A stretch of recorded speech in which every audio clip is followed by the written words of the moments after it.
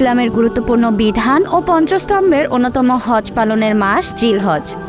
এই মাসের প্রথম 10 দিনের বিশেষ গুরুত্ব ও তাৎপর্য রয়েছে।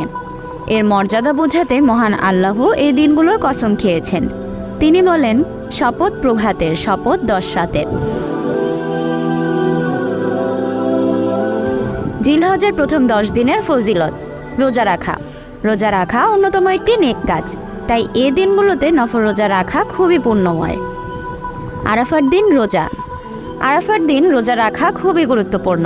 রাসূলুল্লাহ সাল্লাল্লাহু আলাইহি ওয়াসাল্লাম বলেন, আমি আল্লাহর কাছে আশাবাদী আরাফার দিনের রোজা আগের ও পরের 1 বছরের গুনাহের কাফফারা হবে। তবে আরাফায় অবস্থানকারী হাজীদের জন্য রোজা রাখা মুস্তাহাব নয়।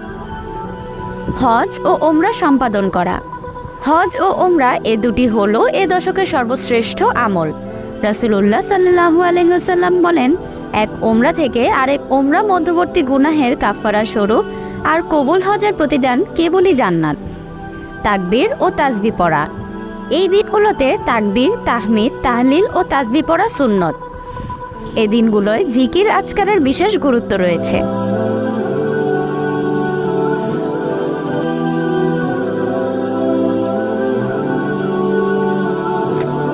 জিলহজের চাঁদ ওঠার ওপর করণীয়।